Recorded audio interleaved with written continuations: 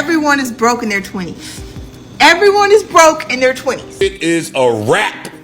I'm saying all of the musicians are broke. Everybody's going broke, and I see these news blips coming out talking about Americans discovering. That's what they call it. Americans are discovering. And they're talking about things that Americans are learning now that they're cutting back on costs. Let me tell you something. This ain't new. I'm not poor now, but I grew up poor. What's up, Cyberhawks? So in today's video, we're going to be going over some more economy news. Everybody's, going broke.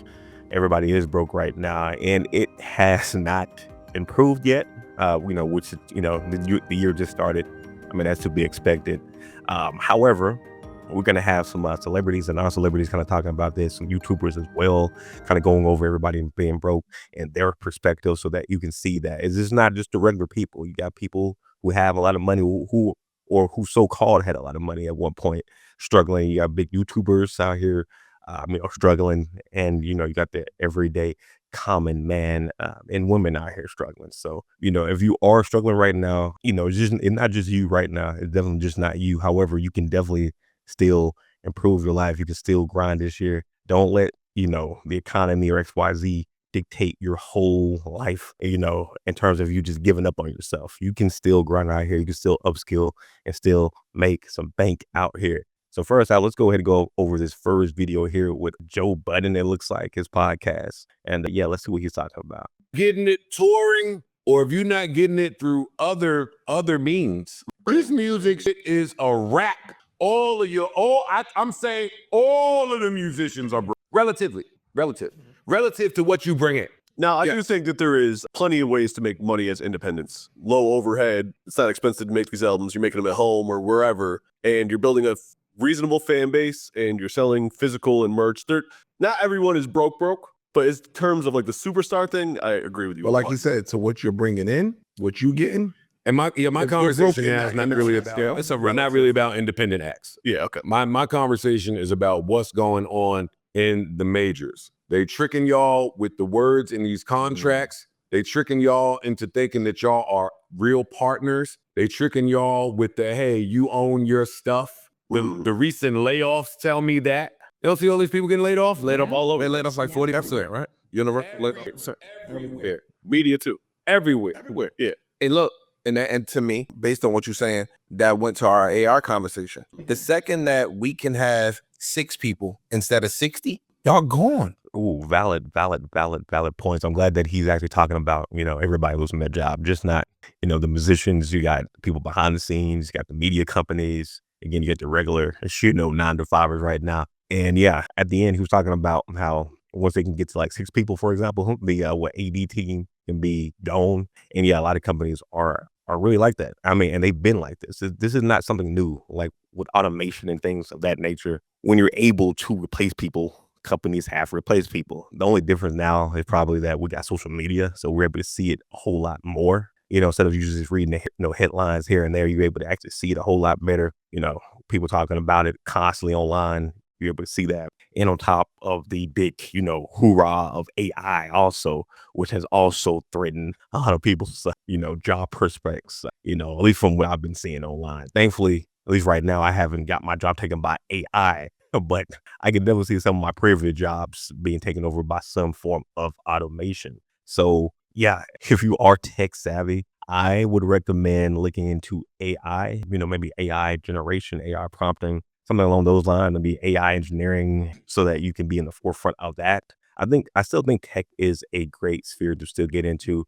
And even though it is crazy right now in tech too, like every other industry, if you do have that discipline and willing to learn new things, I think the growth you can get there is still good. And you can still use the automation and AI and all that with you to help you out on your tech journey versus it just taking you over completely, or hopefully at least by the time that you're grinding right now, you'll be at a higher point so that you don't get replaced, or, at least as fast. But everybody feeling this right now. Everybody is feeling this. It sucks. It really does. But I mean, you either going to just, lay down and just give up, or you're going to go ahead and still try to do something. There's also 2 other jobs you could do, like in person, like car detailing, if you like stuff like that. I'm trying to think of some other stuff that people may like random stuff people may end up doing, like, painting houses. You can still do that. You can still do stuff like that too. We got the deportations, everything going on. So maybe this might be a time for you to, hey,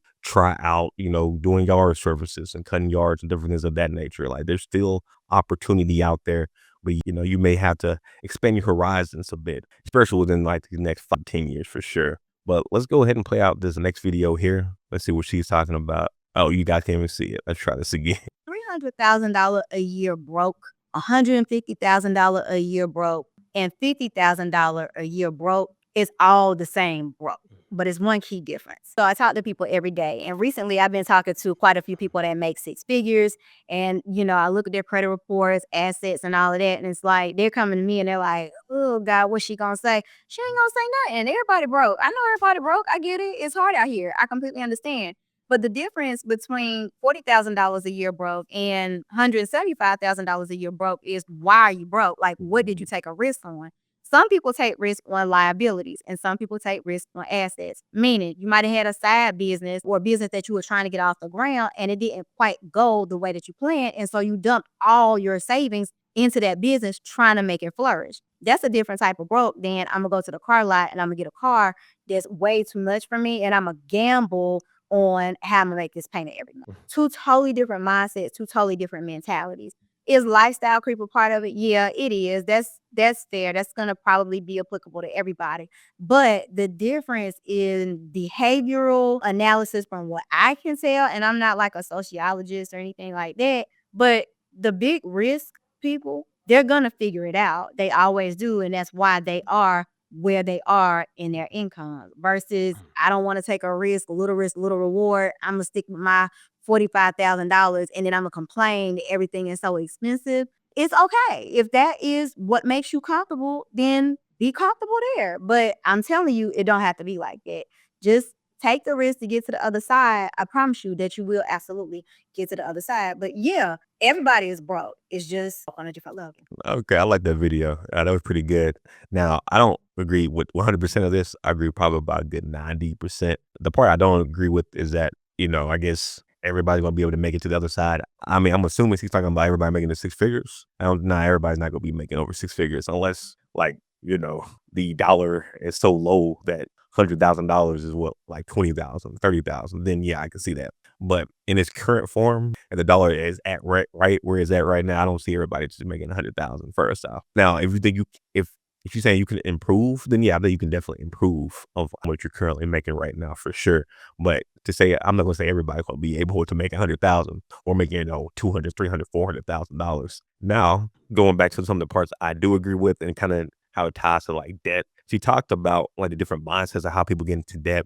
And that spoke with me a lot because with my own business, I think that's kind of like where I got like majority of like all my debt I've had. It has been through my business, getting that up and XYZ on that. And that's a whole lot different than getting a whole lot of debt through consumerism. You're just buying purses, buying new games, and et cetera, just YOLOing. That's a completely different mindset. And when you see people like Dave Ramsey and other YouTubers or social media people talk about the fastest way to, I guess, pay off your debt is doing either the snowball method or the paying off the high interest. They always going to go towards the high interest first because you'll be saving more money.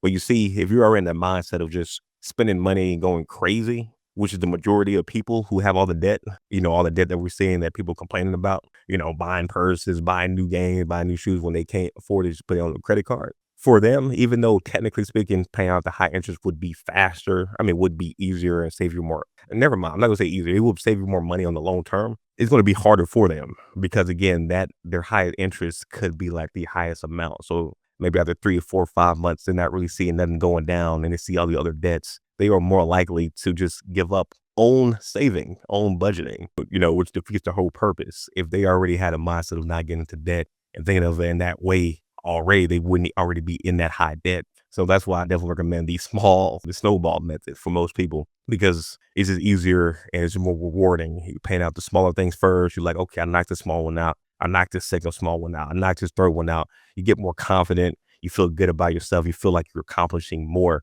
And I think that resonates to a lot of more people, obviously, because if you're spending money XYZ, not giving a dang about it. You're probably getting like that high, kind of like when people gamble, like at casinos, and you used to see all the numbers and lights and stuff. You getting that high, paying off more and more debt. You can start getting that high versus you spend a whole lot of time on one specific debt, paying that off, and then going to the next highest interest one, which could be another big chunk, and then paying that down. So yeah, this is my little, I guess, talk about how you can actually save or, get out of debt. But yeah, there is a different mindset for sure. You being 40K, broke versus 150K, there is a difference there. But mainly the mindset, that's the biggest thing, regardless of that.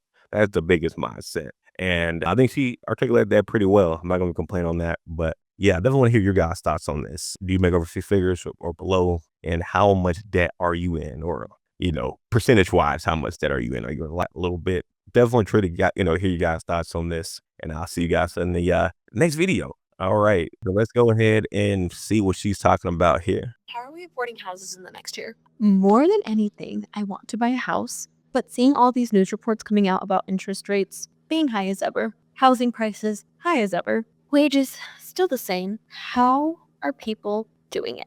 I want to get into a home so badly that feels more and more further away. It kills me. Like I don't want to pay $3,500 to $4,000 a month. Like that just seems crazy. I need to know how people are doing it. Yeah. It is definitely a grind out here with these houses. I've talked about this a lot, just like even my own house, how much that like doubled and how quickly that doubled in price. And you get all the other places too, just doubling, some tripling in price. Yet the amount of money that we're getting in our salaries, incomes hasn't increased. I think the minimum wage in Texas, I'll say, is like $7.50, $7.30, $7.50.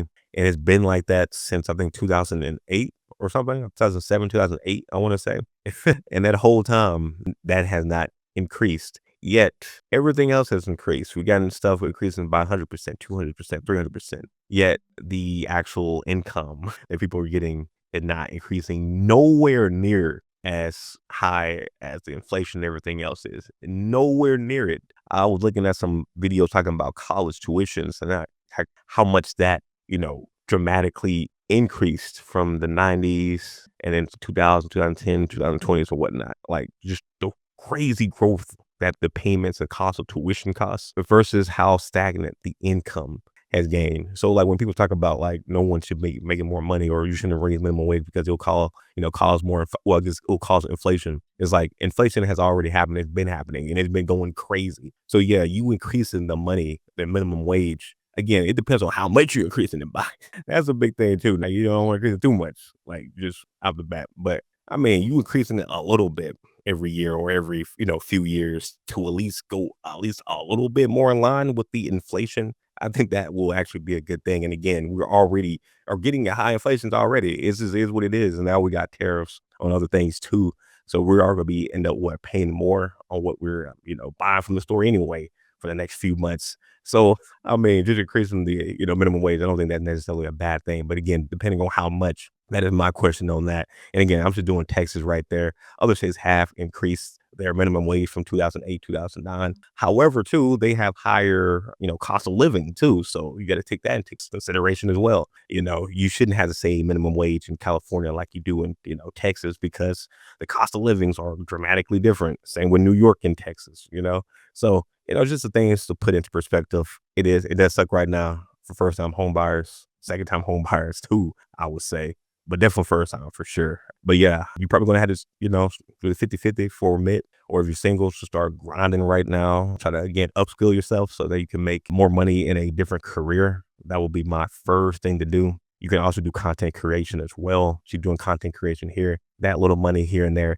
can add up, especially when you start getting followers and whatnot. So, it's not impossible for everybody right now, but they ain't there feeling like it. So let's go ahead and play this next video. Let's see what she's talking about here. Everyone broke in their 20s. Let's see if I agree with this. Everyone is broke in their 20s. Everyone is broke in their 20s.